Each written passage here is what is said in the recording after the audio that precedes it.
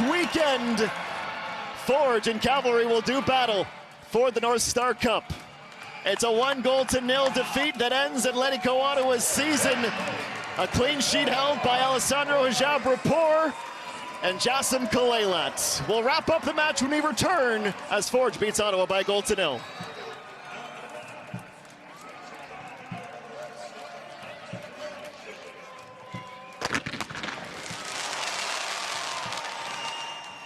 The shouts and the scenes tell the story. Maliko Olabi-Belawu's second goal of the season and second at Tim Hortons Field has set up yet another rematch with the Cavs next weekend. The VW moment of the match, it had to be his goal. He beats Jesus Delamo around and heads it past Ingham, who's relying on his center back to do a better job of keeping his forehead off it. But it's incredibly well taken from in close, and it's all Forge needed. Maliko Olabi-Belawu wins today's VW moment of the match.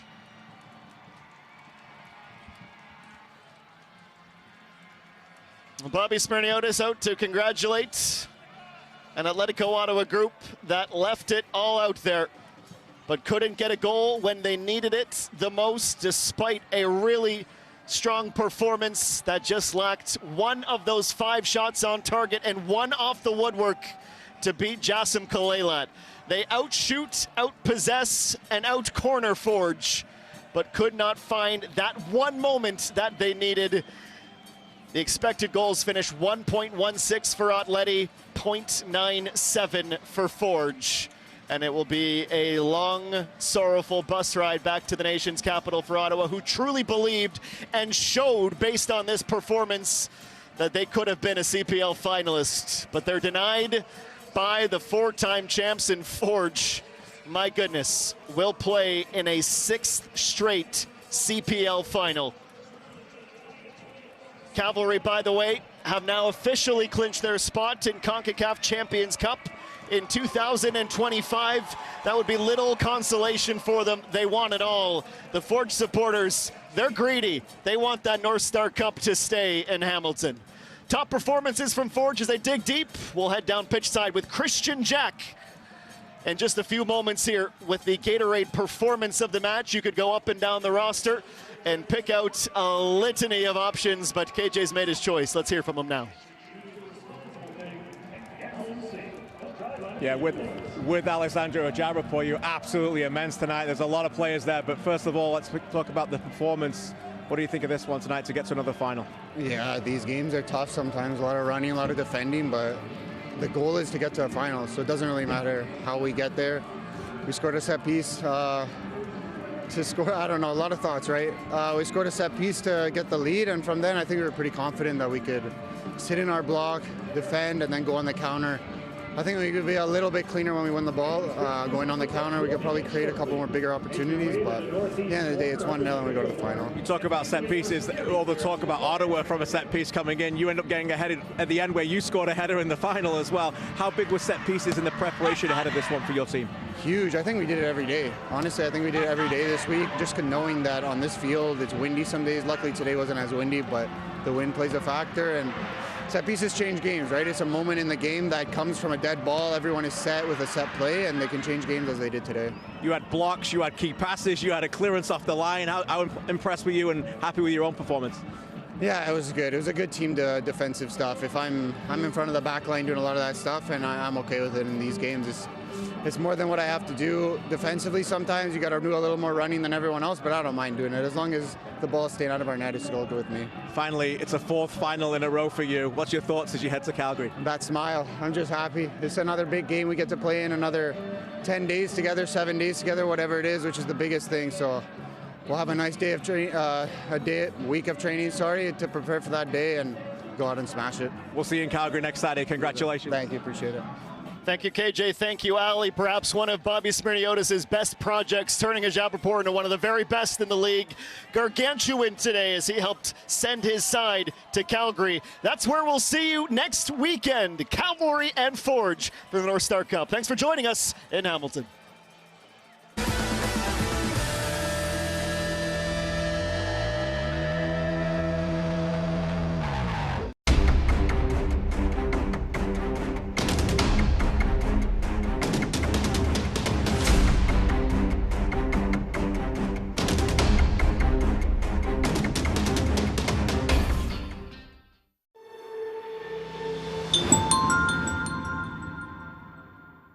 Tony Bet.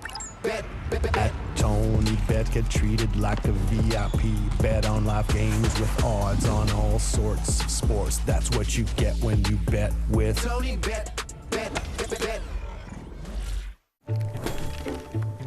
Oh, Carol! Always the earliest holiday shopper. It's Holly. Uh-oh. You know who's gonna win? Holly. Carol. What? Carol. No, Holly. Get out of here. Degree, 72-hour non-stop protection. Antiperspirant with motion sense. Tested to the limit. Degree, keeps working when others stop.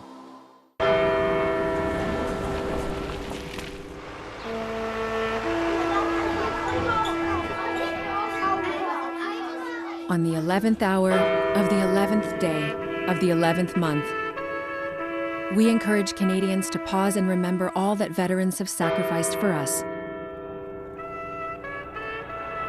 lest we forget.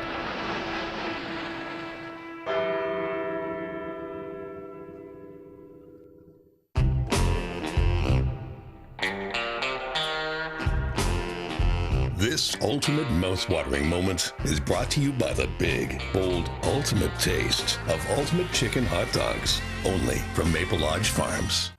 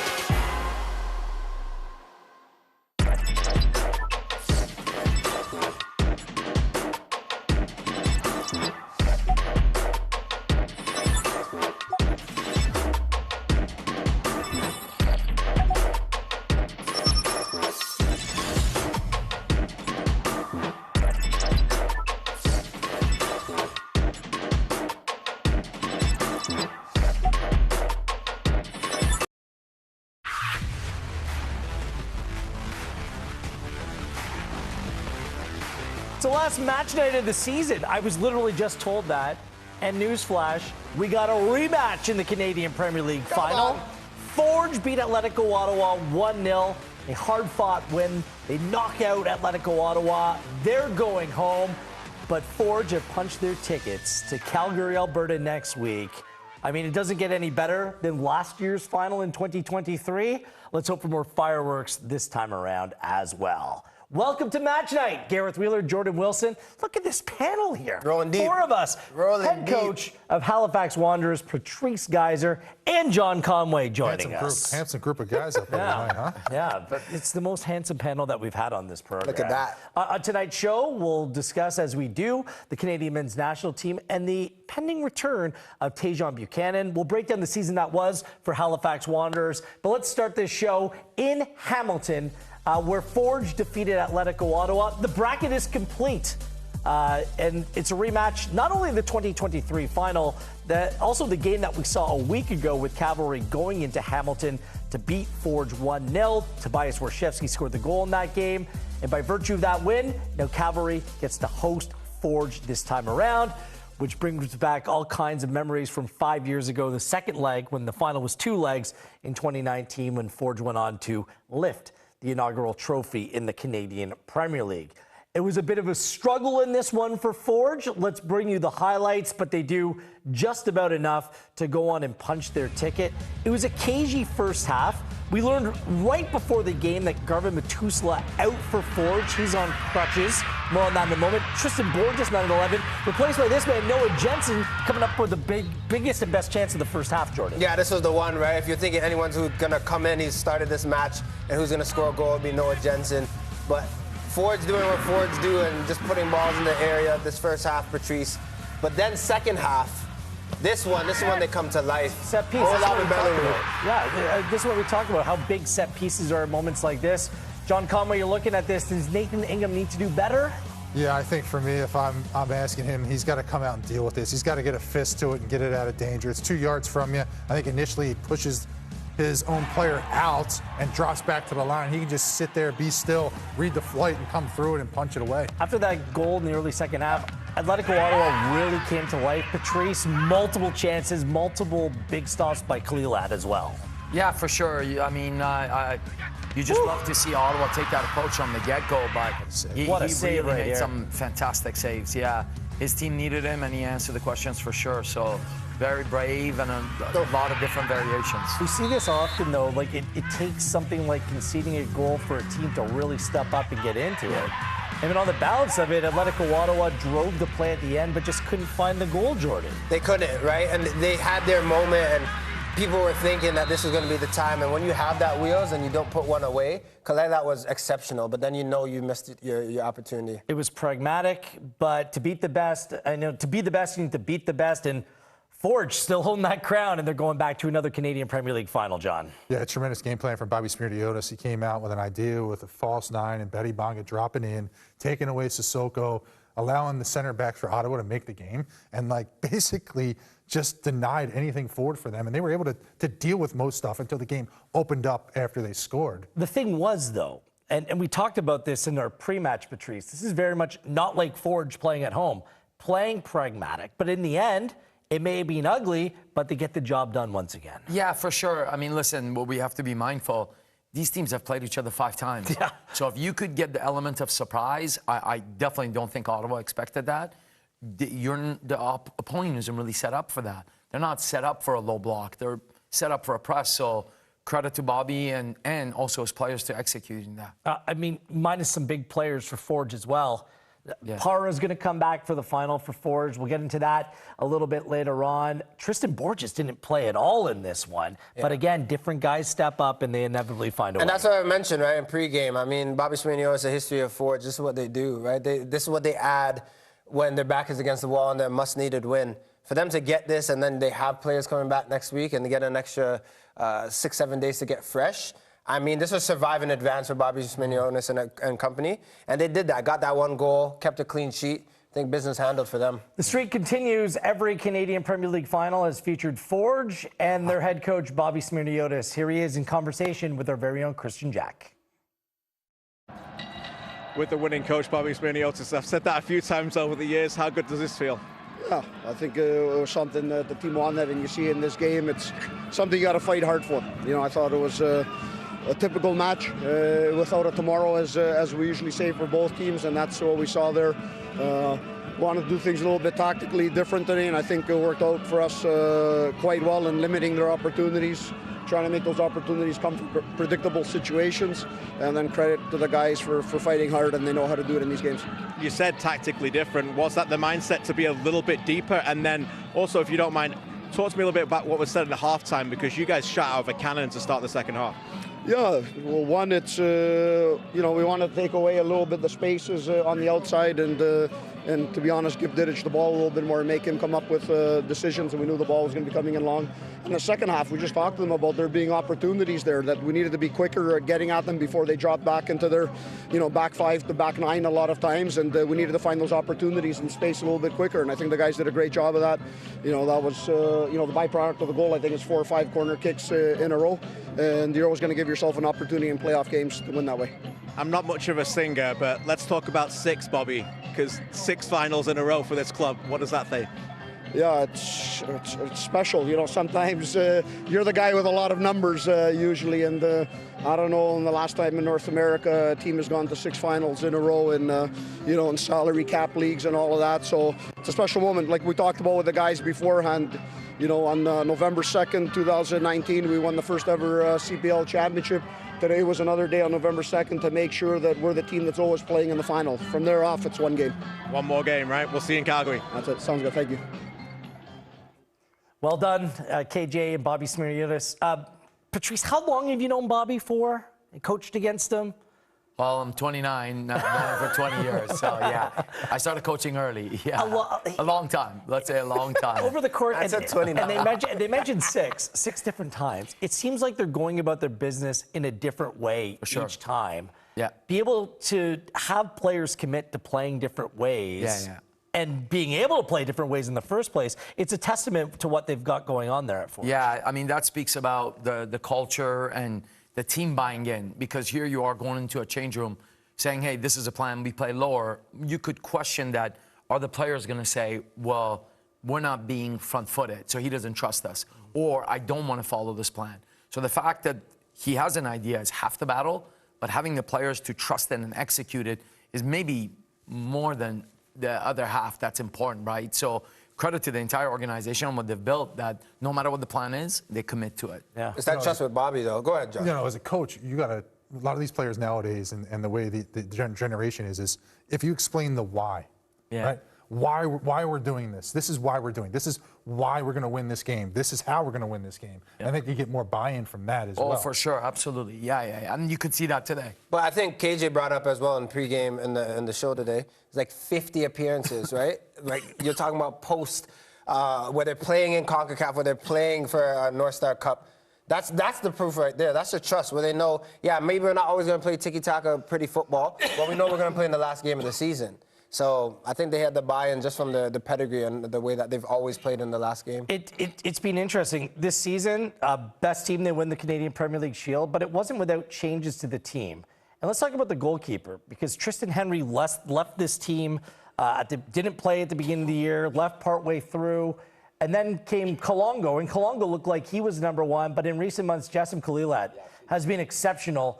And then this goalkeeper as the biggest moment of the game, other than the goal. I mean, but this is an amazing save of Manny Aparicio. I think it's worth taking another look. Let's go to our goalkeeping guru, John Conway. I mean, he makes himself big and comes up with a huge stop at a big moment. It's just one of these nights where the ball just finds you, right? Like a lot of good things happen here where he gets in a good position, the ball hits him, he makes a good block. But I think the thing for me that was most impressive on the night wasn't these couple saves, which are tremendous.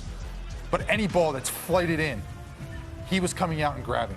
Any ball to the back stick, he got a paw to and got out of danger. And that's a goalkeeper that's locked into the moment, that understands his responsibility. And then those saves just they just roll. Once you get one, things just start to roll, and you get this energy around you, like, this ball's going to hit me, I'm there, I'm in a good spot, boom. And it does. The Didic one as well, where it kind of heads down and he blocks and makes a good save. And then you got really good defenders helping you out, like Hajabapur. Yeah, I think when players get a whiff of that, like, do you know that your keeper's going to step up a little bit? You know, hey, that ball's coming across, crosses that you got to deal with. You feel more secure in yourself. You saw that with Forge in the dying minutes of the game. I just look at it. This continues to happen with Forge, and people might say, well, Forge in another final, you know, they're loaded, whatever. Like, look, that was a big gap that needed to be filled with Tristan Henry going out. He just didn't come up with one good option at that position. He had two over the course of the season. Kalala wasn't even mentioned at the beginning of the season, right? Like, everyone was talking about one other name for their squad. And you have Kalala now stepping up, and for me, looks like one of the best keepers in the Canadian Premier League. All right, let's go back to Tim Hortons Field, back to Christian Jack, and he's in conversation with Atletico Ottawa's Carlos Gonzalez. Carlos, your season comes to an end. What's your overall thoughts as it's just completed the game? Well, I think we can be satisfied, you know. I think it's been a season in which we've bounced back from a poor season. Last one, we've rebuilt the team. We've done many good things, but we've getting to the end with a flavor in our mouth, you know. So at the moment, very disappointed, of course, but at the same time, satisfied and you know, very proud of the players. You know, the work that they've done today. We've done a great job. The ball didn't want it to enter, and we have to continue. This is football. So see the positive, and now go home and analyze. It's nice to see the positive, but will it take a while to get over this? Because you had your chances, you had a lot of the ball. Yeah, absolutely, absolutely. I think that today we did many things to win the game, or at least to don't lose. You know, I think that it was a very equal first half in which we started really well. Then the last 15 minutes, Forge started to dominate the game. And in the second half, it was a detail on a corner in which we concede. After that, we have details, we have a post, we have a couple of clear chances in which we could tie the game. But today, as I say, we were fortunate. So yeah, I think that we have to step back now, analyze everything, the overall, but we can be satisfied because I think that the club and the team has bounced back from a tough season last year, and these are the foundations for the future. Carlos, I know it's only fresh. I know how much you love this club and this country. In many ways, you've been the face of this team. Should we expect you back again in 2025? Well, I don't think that's a question for me at the moment, KJ. You know, I think that we will see. You know, we will see how everything ends. We will have to speak with the club, and the moment now is to digest what we've done and to see what we can improve for the future. Very fair. Thanks again. See you soon. Thank you so much. Thanks so much. Pleasure. Interesting conversation right there, whether Carlos Gonzalez will be back. And that's going to be a big question circulating in our nation's capital. How does this play out for Carlos Gonzalez? Jordan, he called the result, the end of their season, satisfying in the end. I'm just not sure if I see things that way. Once again, this team was dubbed by many as a super team. They brought in a lot of players, made a big commitment to go on and try to get back to a Canadian Premier League final. Yeah. They fall short of that here today. Is this just about what you expected, or should we have expected more from this Atletico Ottawa side? I mean, for me, I think it takes some time. I think you and I talked about Atletico Ottawa at the beginning of the season, about how having too many chefs and how you have to get them to have chemistry. You look at Forge, they've always added players, but they've kept the core, and it's easier to integrate a team. But you just have to go through history. Atletico Ottawa 2022 won the Canadian Premier League, had the most points, right? It finished first. Then last season, it was catastrophic, finishing 6th and not making playoffs. They've assembled, and people talked about a super team and everyone coming together. For them to go out and win something, to lose in the match right before, I feel like that's a decent place to be. But the people of Atletico Ottawa that are pushing this team forward, they wanted some silverware. The fact that they didn't win, well, I think it says enough. There's different ways of looking at this, Patrice, and you're part of the environment in the Canadian Premier League. It's difficult to build a consistent squad year in, year out, but the players that they brought in, that was a statement of intent coming into the season. And we saw evidence of how good they could be based on the way that they started the year. They were the best team for the first couple months in the Canadian Premier League. Yeah, for sure, no doubt about that. But you look at Forge, who just won, right? The majority of that core, that group has been together. So Dom Samuel steps in today. He's played only 4 or 5 games, but he's been there since day one. So I think the fact that continuity of a group and culture is something that's really sold short. So, I mean, they collected a lot of good players, but did they get the best out of every player? That's not something I can answer, but yeah. I think Carlos would beg to differ. I think that that's the question that will be asked. And for me, it comes down to style of play. They have a great fan base, John. They're drawing big numbers, a lot of interest in this club, and they brought in a lot of attack-minded players.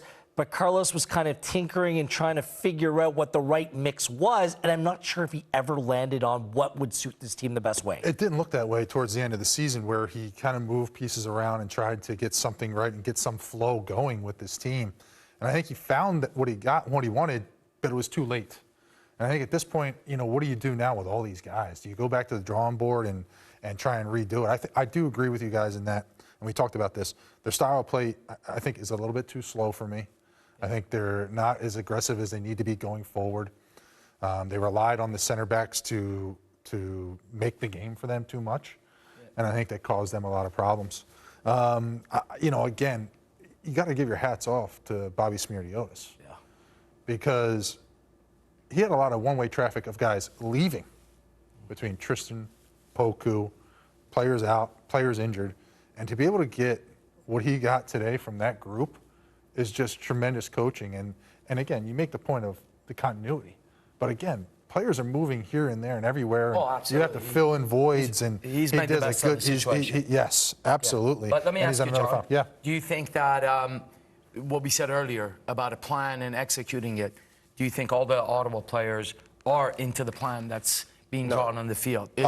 Could it be that here's the plan, but not every player is committed to it? As was with Forge, here's a plan, everybody's bought in. Yeah, I don't think so. I mean, I personally don't think so. I think that there are players I can look at the way that they have played. Manny Aparicio perfectly. I think that's a guy most players, most coaches, most teams would just unleash. When I think about Atletico Ottawa and Carlos Gonzalez, This is the way that he will play. If he's back 2025, he will play this way. He's talked about having more attacking players and the fact that you want to play more attacking-minded. Anytime Atletico Ottawa have gotten in a situation where they're close games, he's going to retreat. They're going to play a bit more safe. They're going to keep wing-backs back. They're going to play 5 in the back. He's done this for 2022, 2023, 2024. That is their style of play. If Atletico Ottawa and the ownership group and whoever's leading the charge is okay with that, then I think he's a great manager for the job. Shouldn't that, Jordan, be how you recruit players now? You bring players that are happy with that. So, hey, this is how we're going to do it. Are you in? Yeah.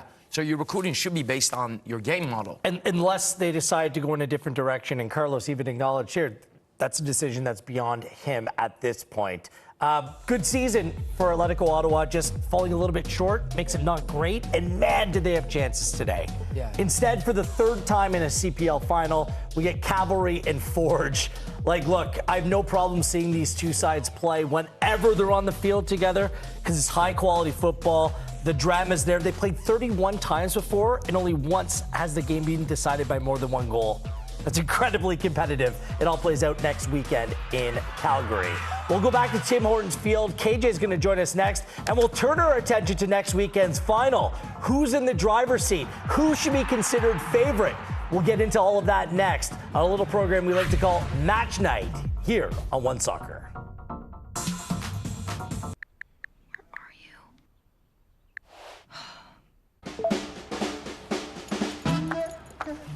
I want to run back to you. All I want to do is run back to you and make my dreams come true. The only thing I ever do is run right back to you.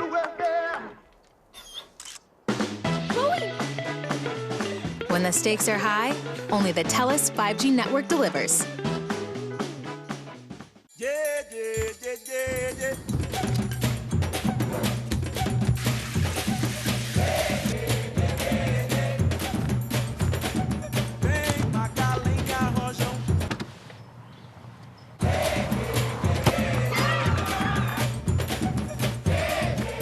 This one is for you.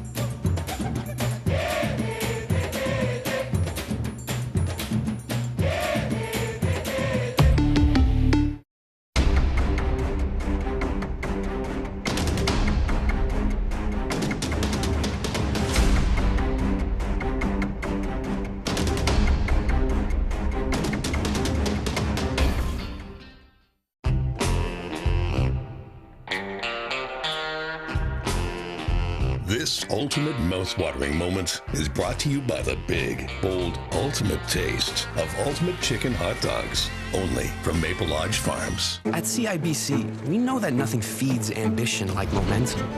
So no matter what your goals are, from starting a business to sending money back home, a conversation with us about your goals can set everything in motion. And once that ball of possibilities gets rolling, watch out, world.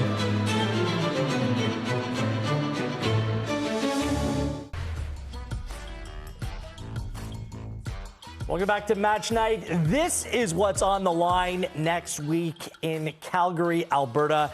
It's a North Star Cup. Last year, as memorable as a final as you will witness. 1-0 Cavalry in extra time, and then Forge punches back with 2 to steal it away from Cavalry. This time around, Cavalry are playing hosts, and we're back with the exact same matchup. It should be a special week. And to help us look ahead, it's our very, very own Christian Jack, KJ, joining us from Tim Hortons Field. KJ, so here we are again. You play a whole Canadian Premier League season, and we get Cavalry, and we get Forge. What are your thoughts on next weekend's final?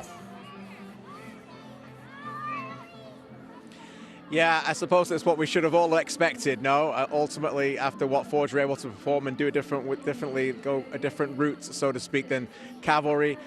Look, they're the best 2 teams in the Canadian Premier League over 28 games. They've been the best 2 teams in the Canadian Premier League over 6 seasons. And now, fittingly, we get a one-off final in a different venue than here, where Calgary obviously will be able to fill the place. It'll be special, live on CBC, and of course here at One Soccer as well. So I think it almost, shows us that the rivalry had another chapter to be written. Many people thought last year when Forge were able to turn it around and score those 2 wonderful goals in extra time to turn it around, that maybe the rivalry was over and Cavalry couldn't get the better of them. But Cavalry have certainly shown us over the last, I'd say, 3 months a different version of themselves. And I think they'll be very, very confident going into that game. And after watching Forge here, I don't think they'll be truly intimidated by anything they saw today. KJ, you were there live. It's always different feeling it and seeing the players battle. But who do you feel like this next week's matchup, the finals, really favors? Do you feel like Calvary should be feeling good about it, knowing that their players are a bit fresher, or Forge still playing in another final and playing the last game of the season? Yeah, guys, I'd love your opinion on this as well. You know, I've been here about 3 days in a row now, and, you know, the reason why I wanted to talk a lot in the pregame show was about the experience that Forge have had. The reason why I threw that number out there, that I said this is their 50th game today since 2019, is because I felt that was going to be the difference. I could just feel that was the big topic of conversation. I think we can all say that when we analyze and we do a scouting report on Forge right now, they are nowhere near the best version of themselves right now. But sometimes it's always enough in what they've been able to accomplish, that mental ability. They had the edge today. I look at this Atletico Ottawa team, and I thought at halftime, I was talking to people, I thought, what an opportunity they had. They had a lot of the ball. Forge let them have it. They had big players on there, big moments, and they couldn't take it. And Forge got their moment. They got 4 corners in the first 7 minutes, and they scored. And they took their moment, and as Carlos Gonzalez said to us, and I think quite a pragmatic and more positive way than I expected, they didn't take theirs. If I'm an Ottawa fan going back tonight, I'm gutted, because I think that's an opportunity. You don't get many of them to try and win a game like this today against a Forge team that's vulnerable. And I think if you're Cavalry, you're looking at going, we've been there already. We beat them in the last couple of weeks. And you're thinking Forge, now they get Para back. That's a different version of Forge. Yep. But no Matusala. We don't know the form of Borges. They've got no number 9. So I think there's areas there that people would say that we can get at them. Now, they've thought that in the past, and Forge have got over the line, but it is not the same Forge that was purring along in in September before this bad run in October. John, do you agree with that sentiment? Well, there's a lot of things here that KJ said that I want to hit on. One, you know, the first thing he talked about was experience. And obviously, Ottawa brings in a lot of experienced players. But there's a difference between bringing experienced players and having experience as a group and as a team. Yeah, and I think Forge's experience as a group, as a team, as an organization, put them in a moment like tonight where they can go out and do what they did, change how they play, and go out and still get a result. I think that's something that Ottawa can get to if they can keep the group together and gain experience by getting into other competitions, going farther in other competitions. But at the moment, Forge is that do you know who has that as a group? Cavalry does. Like these players have the reference point of last season where they ran that game until Ali Musi went off the field. He just ran his race. He couldn't go anymore. And a couple new, Tobias Warshevsky's come in, who's a fantastic player. Yeah. But that's why maybe Cavalry's better equipped to go out, play in a familiar place in their own backyard on a grass pitch. And understanding what happened last year, sitting here watching today, my assessment's much like KJ. I don't think that Cavalry's going to be under any illusions that they should be the favorite heading into this game. Yeah, for sure. I don't know if this is going to make any sense, but the fact that Forge is playing away and they're not the favorite and they're missing guys is going to make them stronger. Okay. Because they're going to say, we're playing with house money, guys. Let's go. Pressure's on Calgary.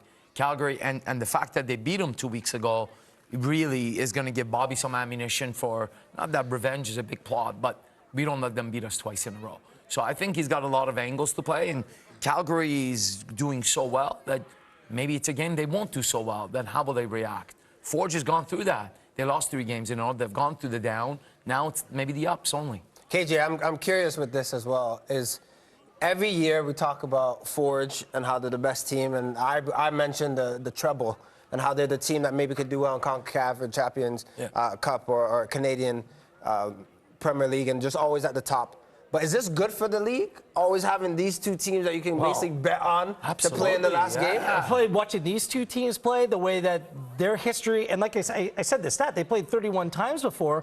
Only 1 match has ever been separated by more than 1 goal. It's been ridiculously competitive.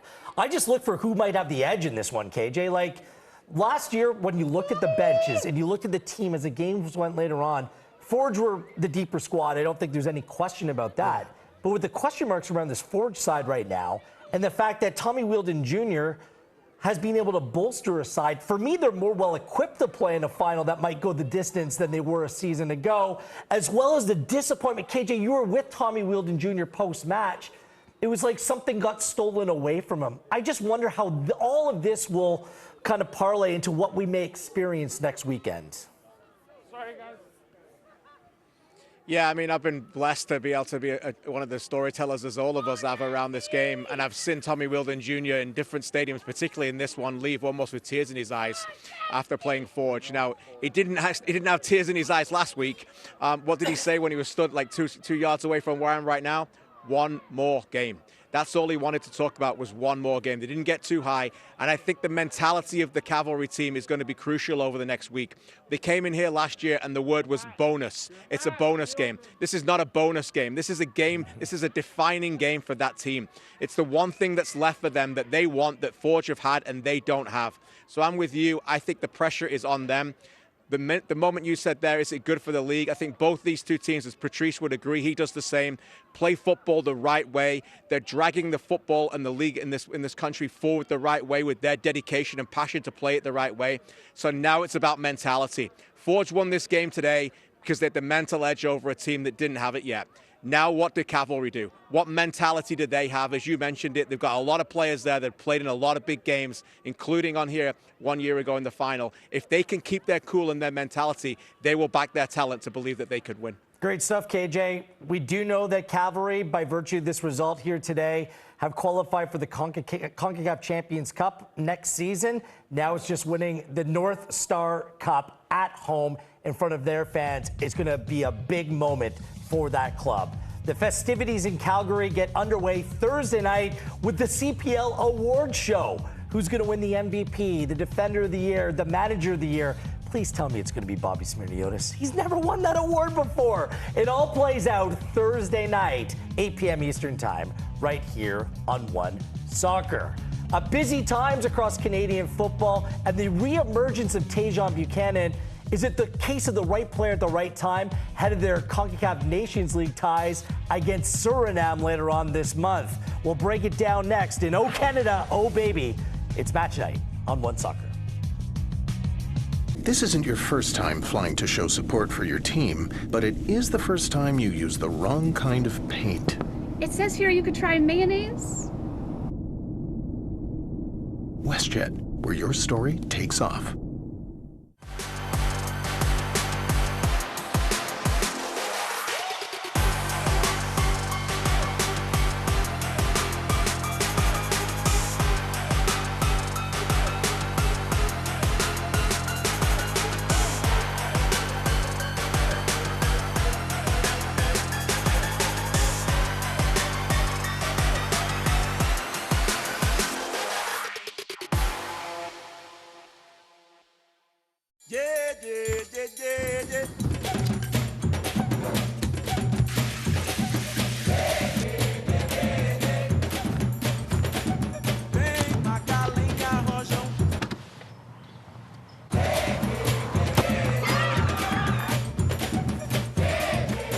This one is for you.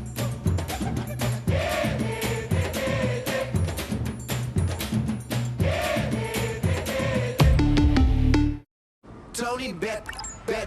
At Tony Bet, get treated like a VIP.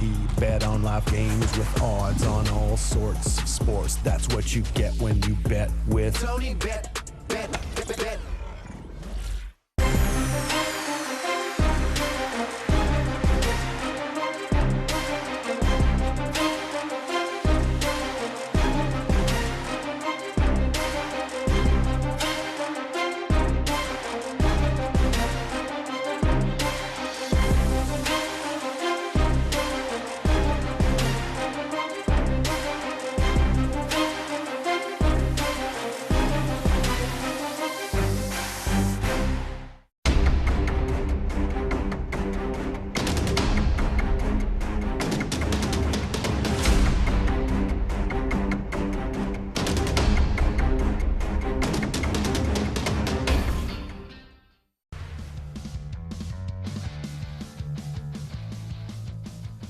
Buchanan with options. Lai wants it. Buchanan himself. Tajon Buchanan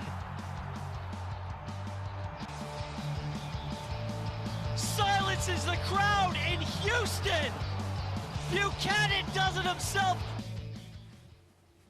This is O Canada, O Baby, presented by CIBC. Wheeler, Wilson, Geyser, and Conway with you. Some good news for the Canadian men's national team as Tajon Buchanan has recovered from a broken leg, which was a big storyline across Copa America and has derailed the start of his club season at Inter.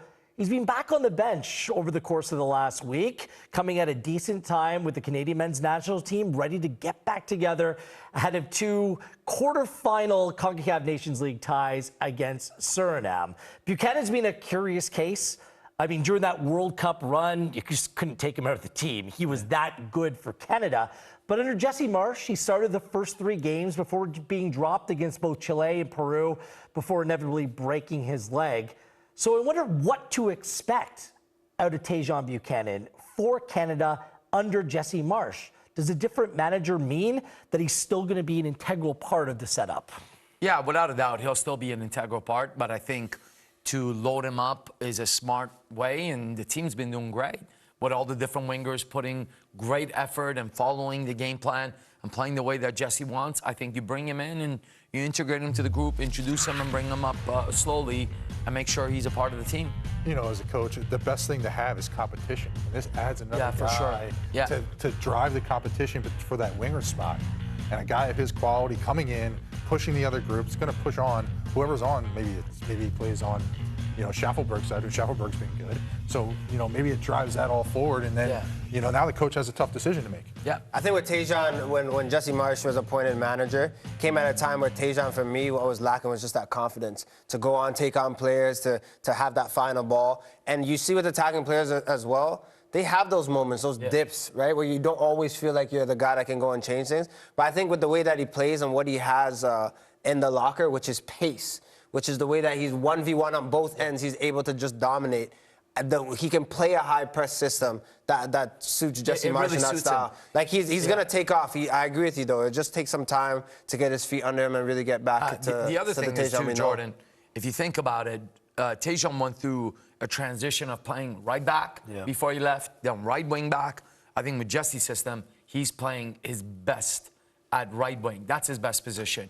Up tempo, press, get the ball, go. I think he's a better winger than a wing back, but there's nothing wrong with being. Do you agree, John? Position. You know, the only thing I would say is does Jesse want to use him where he can come inside off the left-hand side and be aggressive that way? That's the only thing I think about. You know, you got Schaffelberg, who's just going to be a streaker on the left-hand side. Can you flip that and put a guy who can come inside and be a little bit more dangerous on the inside?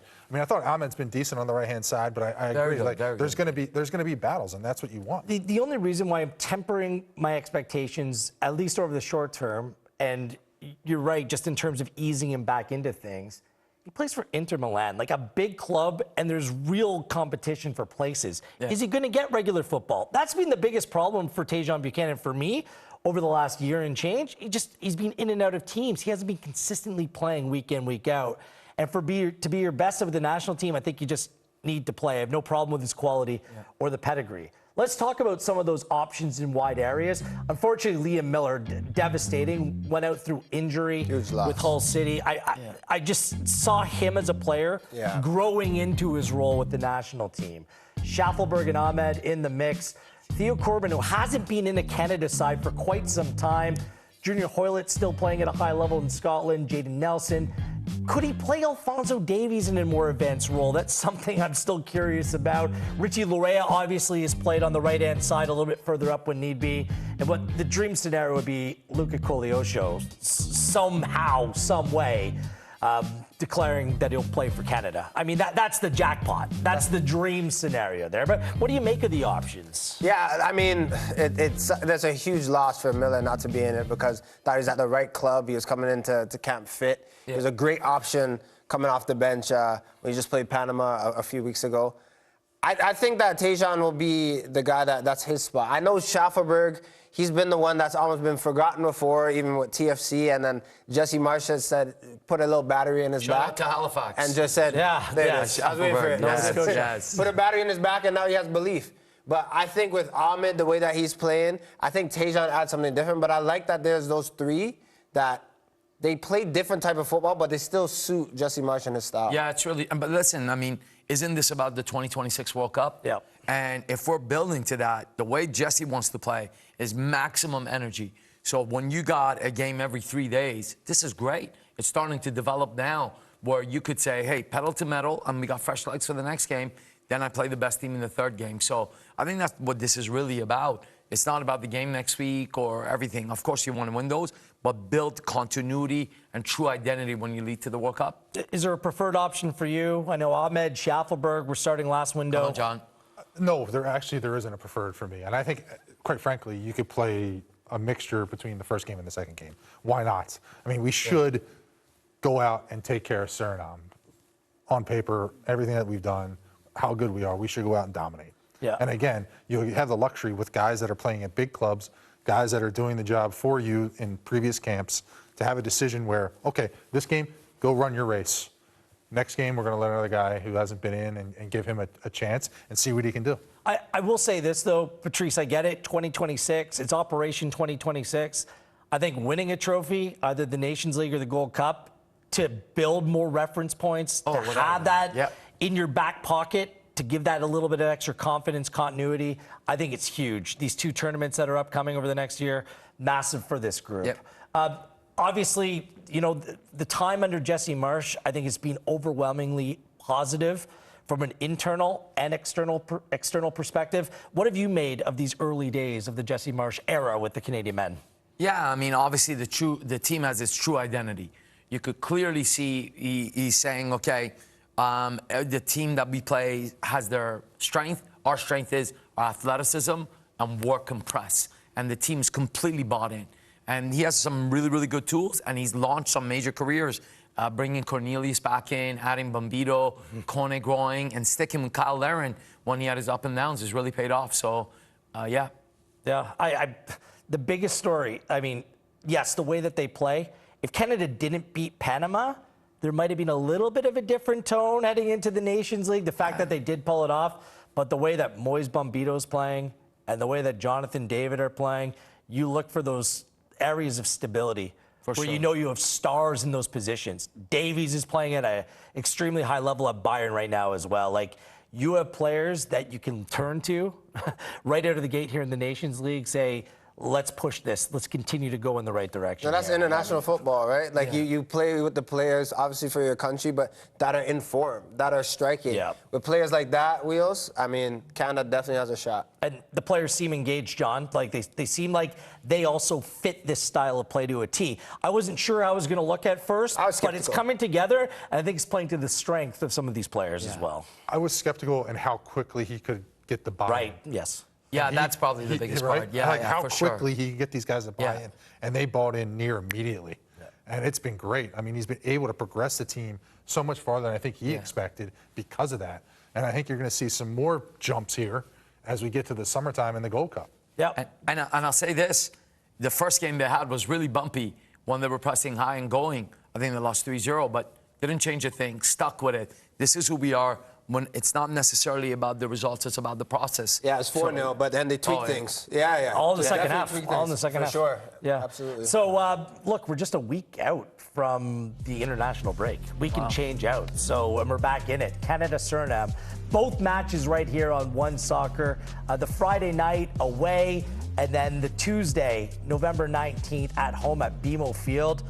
Look, the pitch needs some work. That game is going to be interesting on the 2nd. So both games right here on One Soccer. Still to come, the season that was for Halifax Wanderers, a 6th place finish in the Canadian Premier League, didn't meet expectations. But let's hear from the head coach, Patrice Geiser, and his take on how the season played out for the Wanderers in Halifax. That's coming up next, right here on Match Nights. Canadian soccer fans, we're different. We cheer on the Reds while cheering out our motherlands and each other's lands. Soccer is in our hearts. Our roots are on display, not to divide, but to unite. Because to us, soccer's more than just a game. It's who we are. From coast to coast to coast, it connects us all. Cheers to us. Cheers to the game.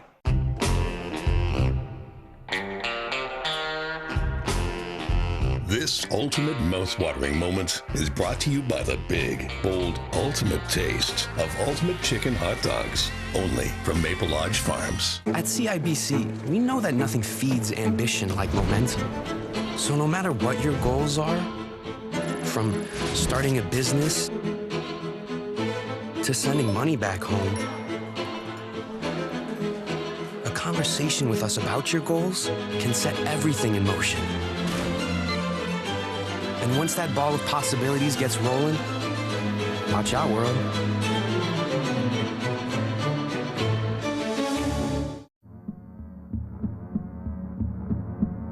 Gatorade, with electrolytes to help replenish what's lost in sweat, carbs to help fuel your working muscles, and fluids to help you hydrate. Scientifically formulated so you never stop competing.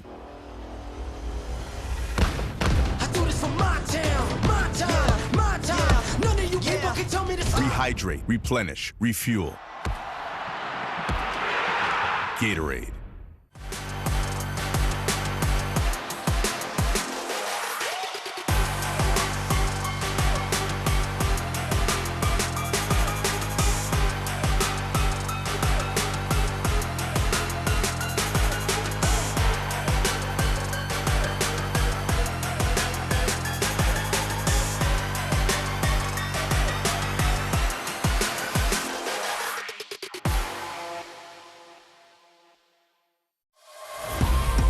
Degree, 72-hour non-stop protection. Antiperspirant with motion sense. Tested to the limit. Degree, keeps working when others stop. That man right there, what a handsome guy. Are these your glamour shots? Yeah, that's my own personal photographer. That's the one. Yeah. Patrice Geyser, head coach of Halifax Wanderers. Joining us in studio here today. By the way, this is a lot of fun having you in here today. And we thought we'd spend some time looking back on the season that was for your Halifax Wanderers.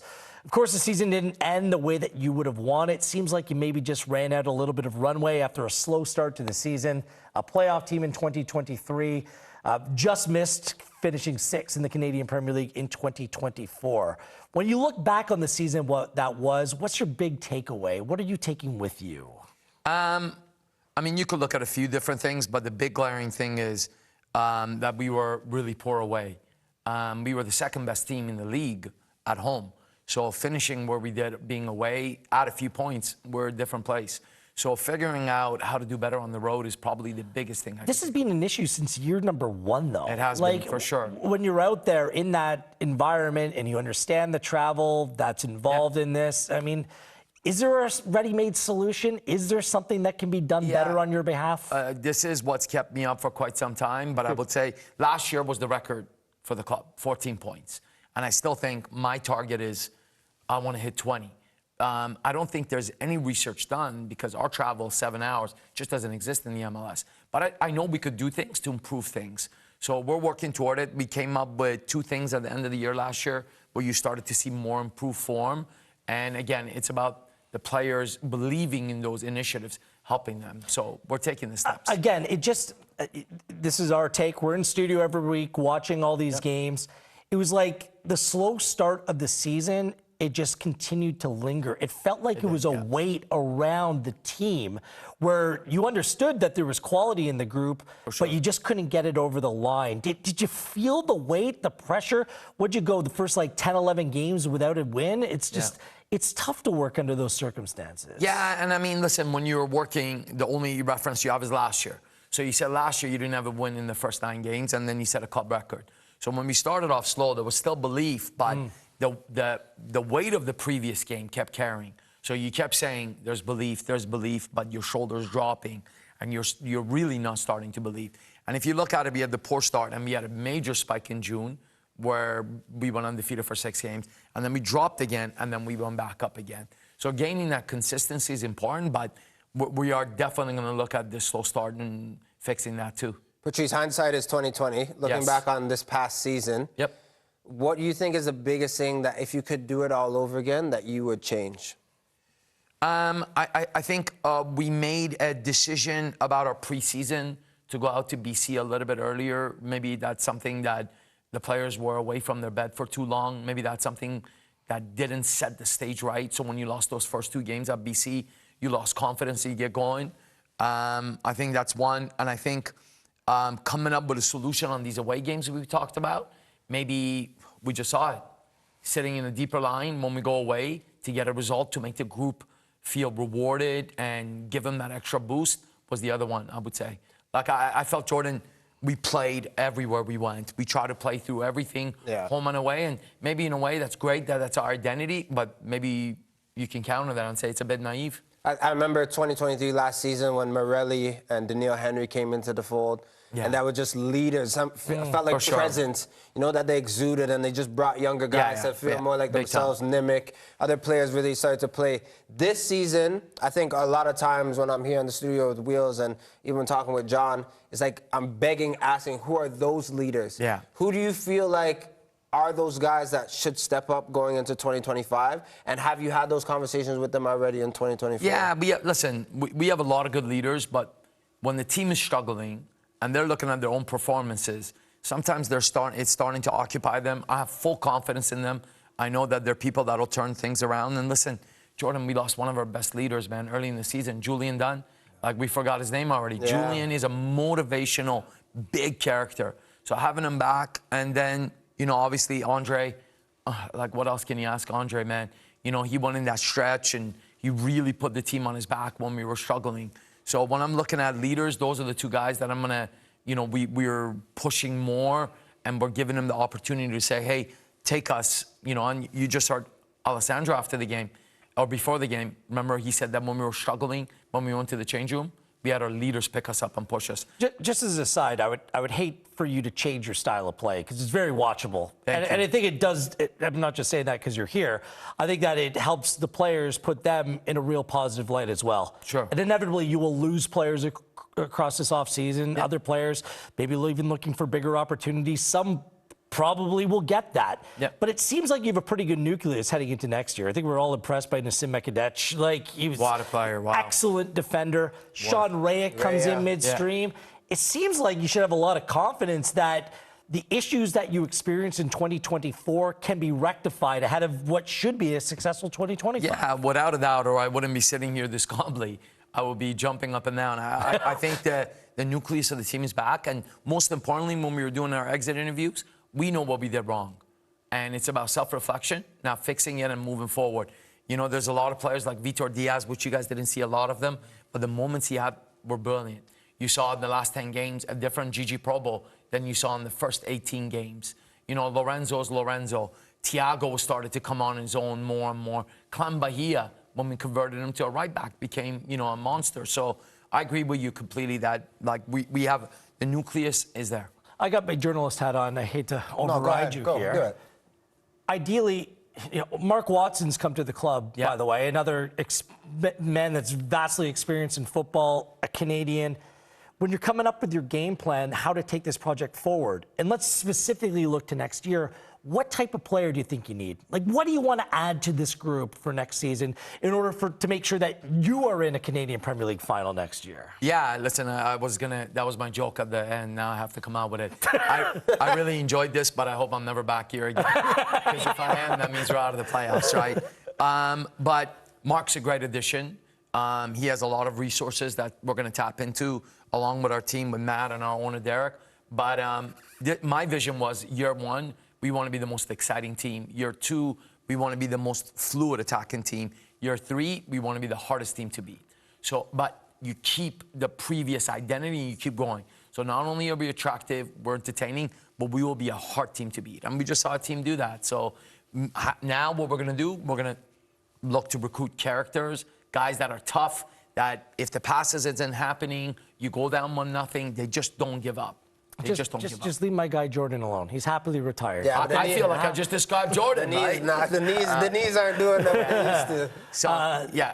Awesome. I cannot wait to see what this offseason brings and to see you back on the touchline in Halifax next season. Well, we'll break down what we look forward to this offseason for all of the Canadian Premier League sides. It's one of our features of the offseason on One Soccer Today. Still have another week ahead of next week's final to break down and look forward to Cavalry Forge next weekend. We have a little game we like to call Buy or Sell next. It was Oluwabi Bellawoo with the winner, and Forge go on. Really good Canadian Premier League pronunciation. sides. Can I you say that struggle at twice? times. Can you say that twice fast? See, look what you did to me. Got here. you. I only got one take in me. That's it. Yeah, that's fair. It's match night. Tony Bet. At Tony Bet, get treated like a VIP. Bet on live games with odds on all sorts of sports. That's what you get when you bet with Tony Bet. This isn't your first time flying to show support for your team, but it is the first time you use the wrong kind of paint. It says here you could try mayonnaise. WestJet, where your story takes off.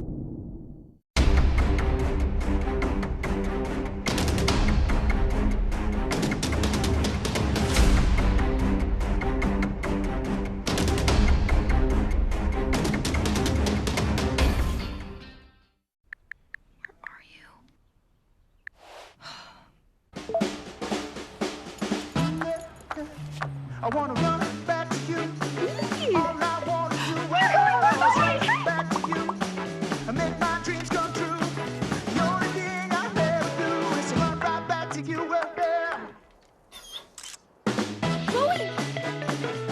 When the stakes are high, only the TELUS 5G network delivers.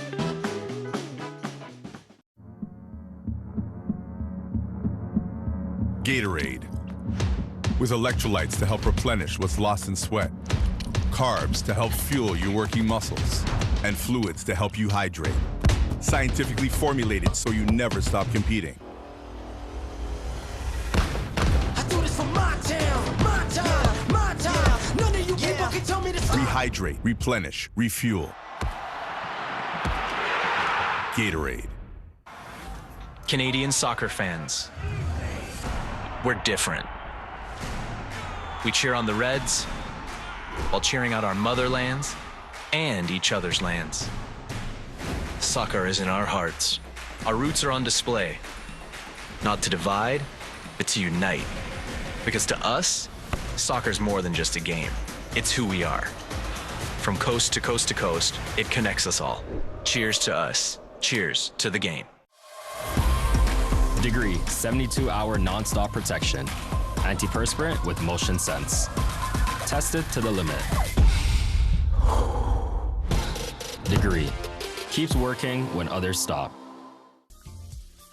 This is the final score presented by Tony Bet. By the way, this playoff format, because we're going through whatever is going on in MLS right now, it's the best playoff format. It's fantastic. Rewards the regular season, makes it tougher for the teams that finish lower down to make it through. Let's keep this up. Whoever came up with this deserves a nice little raise. It's the final segment here. Wheeler, Wilson, Geyser, and Conway with you. Going to play a little game of buy or sell. It's very simple. If you buy it, you like it, you sell it, get off me. I have no idea what's on these cards. Buy or sell. Start with John Conway.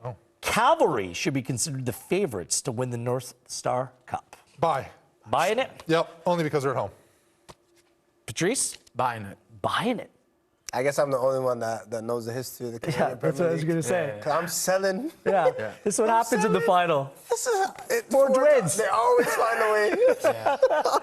Wise man, Jordan Wilson. Spoilers, man. That's the role. Spoilers. Buy or sell, Jordan. Former Sporting coach Ruben Amorim as the man to return Manchester United to former glories. Amorim brings success to United. I will buy it. You're buying. You're just saying that because I'm here, making you I feel like him. better. Honestly, I like him. Yeah, I do. okay. But Amorim to United. Buying. All in. All in. Yeah, he's very good. Oh my God. Very Conway. I'm a buy. I watched Sporting yesterday, and I was engaged the whole game. Like, they had to play an exciting match. The forward for them is incredible. I just don't know. I'm a Scoring United supporter over the last decade. I think you got to sell that. Buy or sell, Tristan Borges as the Players' Player of the Year front runner. What do you make of that, Jordan? Buying or selling? Players, according to the players in the league. I'll lead this off. I'm going to sell it. Give him a chance. I'm selling. I'm going to sell it. I'm selling. I sell it. I sell it as well. Is there another? I think he's winning an award, but I Who don't do you think think the players think's the best player? I think it's probably two people. It's one or two. I think it's Toby. Has to be Toby. Olszewski? Yeah. Okay, I guess three now then. Has to be. Who do you think? I think Ali Musi could be one. Yeah. The He players missed a lot. player. He missed- He yeah, won I last get year. it. But when you're playing against someone, I think it's Ali Musi. I think Brian Wright could get a shout. But yeah, Olszewski. Brian missed that end. Yeah, Does end of that the tarnish season. something? I don't know. I'm going with Toby. Wonder if there could be another Forge player involved. I'm with you. I think another Forge player is involved. For players player? Cloyla? Ojabapur. Ooh, good shout. Very interesting. underrated. Said it with his chest too. Buy or sell Barcelona as the best team in Europe right now. I'll go Patrice first, please. Geyser. I'm a huge Barca fan. 1 billion% buy. I don't know if you watch the Real Madrid. I just want to see them in a month. It just 12 seems like offsides. Let's go. It just seems like they can score like 4 or 5 goals every game. It's unbelievable right now. You're buying too? Did you hear me cough earlier? Yeah. This is because I was screaming that day so much it hasn't gone away. So, and that team featured 2 17-year-olds, and well, there was a bunch of kids brought up in their own academy. Yeah. This is the thing. They stick to their identity. Bringing Flick, they play a little bit of a different game, but the principles stay the same. Yeah. Like that. It's a recipe for success. Yeah. Best team right now, though. Wow. Let's go. You said right now. That's the opposite. It's not Arsenal. Why do you have to do this? Well, because of you. Just let it go. No Odegaard, no party. Buy or sell, Tobias Warszewski is the best player in the Canadian Premier League right now. I think. Right now? Yeah, right now. Buy. He scored 6 in his last 4. Right now? Buy. You have to. Wow. No brainer. Unanimous. You going wheels or you're not going? Right now, I'm selling because I think that Ali Musi is the best player in the Canadian Premier League right now. How many goals does he have in the past 6 games? Everything comes through Ali Musi. That's fair. If he played 4 more games this season, he would be the MVP of this league. That's his He guy. just didn't play enough. Ali Musi is the biggest difference maker in the Canadian Premier League. Jonathan David to score in a 3rd consecutive Champions League game as they play Juventus on Tuesday. I said that David wouldn't score against Atleti, and he goes and scores 2 there. I'm not going to say no. I'll have to buy. Buy. I have to buy because I have to be positive. Yeah, for sure. Nice, man. I guess I have to buy. Come on, Ken, let's go. I can't think of a good way to. I can't think of a good way to sell. Today, 2-0. Positive energy. It's all right. Juventus won, clean sheet away from home today, but they lost like Brenner, their center back, and just things have been. They conceded 4 goals to Inter last weekend. Let's go. Nice, man. Buy or sell the weather in Calgary for the CPL final. I'll go first. I'll go first again. Sell. Hard sell. Yeah. I'm a hard sell on that one too. Jordan loves it. He's a buy. I might be bringing my Tims. Yeah. And Long Johns. And finally, the North Star Cup to be presented at Wanderers Ground in 2025. Come on, Let's go. 100% buy. Let's go. Buy stock in the All of Wanderers. us. Let's go. Wanderers to host next Let's go. season. I'll buy stock in that, and I'll buy stock in all of the pubs surrounding Wanderers Grounds as well. I'll give you some names. Let's go. Good stuff. All right. We'll be in Calgary next weekend for the 2024 CanPL Final. It'll be Cavalry and Forge for the 3rd time in a final rematch of last year's absolute thriller. On behalf of Patrice, John, and Jordan on Wheels, this has been Match Night.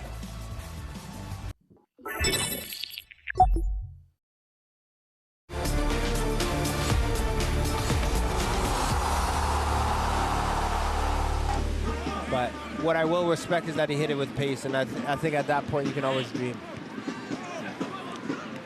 Fast 3 minutes to start this second half. Bitar spoke about him as a potential difference maker. He drives into the box, and he wins a penalty. Nassim Mekidesh goes to ground, misses the ball, catches the Lebanese international. And if Vancouver threw Halifax a lifeline, well, this is a lifeline, life vest, and a flare gun, where Diaz likes to go low left.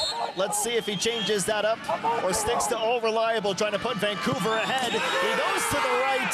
Fillion trusted the homework, didn't read the Mexican. And it's 1-0 for the 10-man Vancouver FC side, who get an absolutely colossal goal.